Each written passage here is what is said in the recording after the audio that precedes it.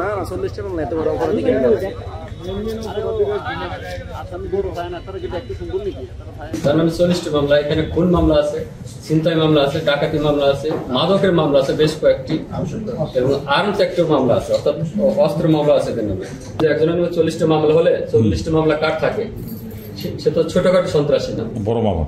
এবং যে জেল থেকে বের হয়ে সে 2-3 ঘন্টার ব্যবধানে আরেকটি অঘটন ঘটনার জন্য তারা অপারেশনে বের হয়, সে তো ছোট কোনো আসামি না। তাদেরকে বিজ্ঞ আদালতে প্রেরণ করবো, তাদের নামে অস্ত্র মামলা হবে, তাদের নামে ডাকাতির প্রস্তুতি মামলা হবে, এবং আমরা তাদের রিমান্ড চাবো বিজ্ঞ আদালতের কাছে। রিমান্ড মঞ্জুর হলে আমরা ব্যাপক জিজ্ঞাসাবাদ করে এদের পিছনে আরো কোনো সন্ত্রাসী আরো কোনো লোক আছে কিনা সেটা আমরা বের করব। পাশাপাশি তারা এই যে জেল থেকে বের হয়ে এত দ্রুত তারা আরেকটি ভয়ঙ্কর অপারেশনে তারা বের হলো, তাদের আরো কোনো মোটিভ আছে কিনা,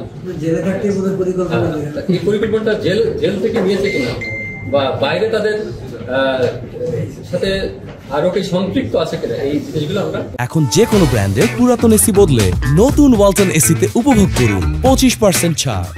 গরু পালন করে এবং তার টাকাগুলা ছিনতাই করে নেওয়ার পরিকল্পনা ছিল। এটা তো সেই অঘটন আমরা ঠেকাতে পারছি। এখানে আমি মনে করবো যে যারা সাধারণ কিছু পথচারী ছিল তাদেরও সহায়তা ছিল। এটা তো ভালো 40টা মামলা হয়েছে। 40টা মামলা তো একদিনে হয় না, এটা তার দীর্ঘদিনের অপরাধ। এবং আপনারা এতটুকুই বুঝতে পারছেন যে মামলা 40টা হয়েছে, কিন্তু অপরাধ কিন্তু তার 40টা না, তার কিন্তু অপরাধ আরো বেশি। সব অপরাধে সে ধরা পড়ে নাই।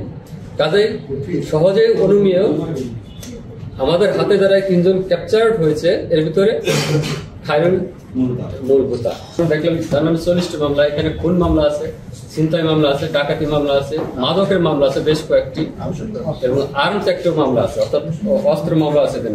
5 জন সন্ত্রাসী তারা তাদেরকে ওভারটেক করে যাওয়ার চেষ্টা করে।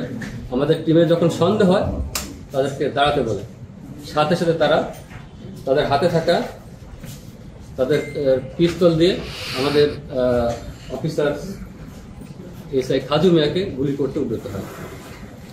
আমাদের আরেকজন ফোর্স তাকে পিছন থেকে জাগতে ধরার পরে অন্যরাও তাকে ধরে ফেলে। সদ্য জেল থেকে তারা বের হয়েছে। তার ভিতরে 2 জন, একজন রাকিবুল হাসান রিয়াদ, একজন সোহাগ মোল্লা, গতকাল সন্ধ্যায় তারা জেল থেকে বের হয়েছে। সন্ধ্যায় বের হয়ে তার রাত্রে এই অপারেশনে বের হয়।